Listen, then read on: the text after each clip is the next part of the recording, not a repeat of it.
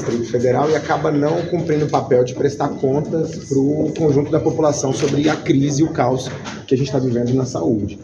Segundo, que o governo não apresentou aqui para nós, até aqui, um pacote de medidas emergenciais para responder à crise. Então, não há uma resposta para a crise que nós estamos vivendo hoje. Então, a situação ainda é grave. O governo hoje não apresentou uma proposta de solução dos problemas que a gente está vivendo. Então, eu acho que a reunião é absolutamente insuficiente e a crise segue muito grave no DF. Vocês vão pedir a abertura de CPI? A gente apresentou, e aí eu passo para os colegas, a gente apresentou um requerimento no sistema da Câmara Legislativa de comissão parlamentar de inquérito.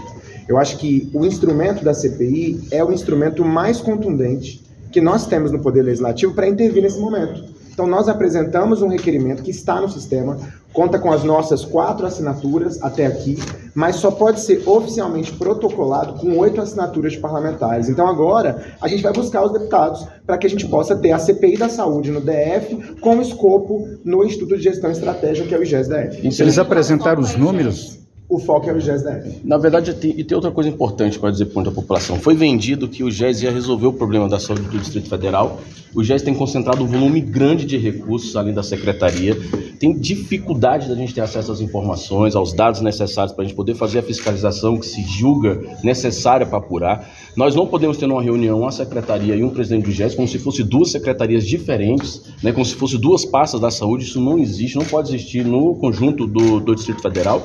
E, obviamente, porque o Distrito Federal segue numa lógica hospitalocêntrica, como se sobre a média e alta complexidade fosse a prioridade, sendo que a atenção primária está esfacelada, a atenção secundária está esfacelada na rede como um todo. Por isso que as pessoas recorrem à UPA, recorrem ao hospital e não conseguem o atendimento, porque não é lá que está o atendimento que ela necessitaria naquele momento. Então, se faz necessário a gente rever o modelo de saúde no Distrito Federal e o IGES já se demonstrou ineficiente para cumprir essa tarefa. Ele tem assumido cada vez mais espaço, tem assumido cada vez mais hospitais e levado uma parcela de recursos considerável que não tem resolvido o problema da população. Você tem uma secretaria que tem aí um custo de 12 bilhões e a gente não conseguir dar o mínimo de resposta, algo está muito grave, muito errado, por isso que o requerimento segue, a gente vai fazer essa pressão junto dos parlamentares. Basicamente, consegue outras assinaturas com facilidade? Qual que é o clima? Olha, nós vamos colocar um debate na mesa junto com os parlamentares, até porque todos eles concordam que a situação não está tranquila. E acho que é possível também ter as 8 assinaturas, né, Fábio? O Fábio teve aqui na legislatura passada,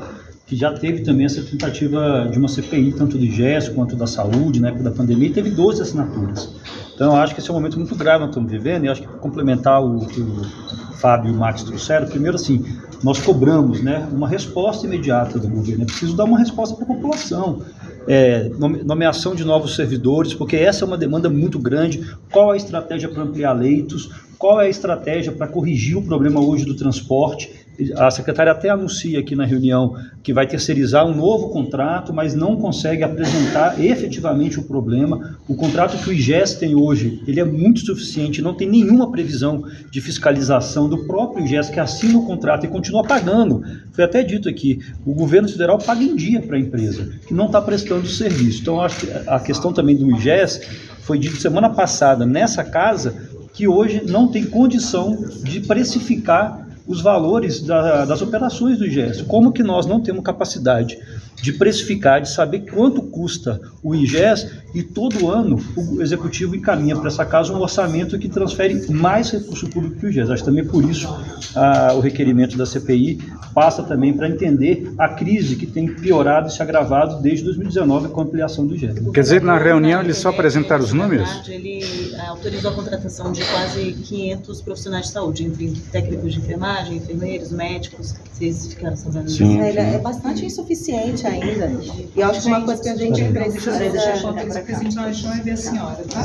A gente precisa também deixar bem claro aqui, e colocar um start que foi colocado, é que a gente tem cobrado um novo contrato de gestão entre o IGES e a SES há muito tempo. A gente precisa entender que a Secretaria de Saúde é a contratante do IGES, não são 2 entes. É um ente que, na verdade, é a Secretaria que é responsável pela saúde, que passa uma parcela com o mesmo orçamento. E a gente colocou e deixou a gente bastante surpresa, inclusive nessa reunião, essa sensação de que não há uma crise, não há um colapso. E a gente, inclusive, na última prestação de contas do IGES, foi pactuado pelo próprio presidente que estava sendo trabalhado um novo contrato de gestão. Para nossa surpresa, foi apresentado na Comissão de Fiscalização o 51º termo aditivo, ou seja, não foi apresentado o novo contrato de gestão. Um instrumento completamente fragilizado e que não é o instrumento legal que deveria ser apresentado, já que o próprio termo aditivo, ele contraria o próprio contrato de gestão anterior e outros termos aditivos. Então, um completo, aí, uma aberração jurídica que se apresenta e a gente percebe de novo que a transparência ela não é obedecida e nenhuma meta é pactuada, inclusive com penalidades de glosa que nunca foi glosada. Então, todo orçamento que foi passado para o IGES que não há cumprimento, ele, na verdade, não se glosa isso. E a gente precisa, então a gente hoje não tem, como o deputado falou, a precificação do que o IGES ele apresenta. A gente não sabe como foi apresentado essas metas. E a Comissão de Acompanhamento de Contrato, que fiscaliza o contrato do IGES, apresentou mais de 60, após assinar, e sem passar pelo Conselho de Saúde, isso tem que ser claro, porque precisava se passar esse contrato pelo Conselho de Saúde, a gente percebe que há mais de 60 recomendações da CAC dizendo que o termo aditivo ele não vem para trazer transparência e com as pactuações que são necessárias para que a gente tenha uma apresentação de melhoras na saúde.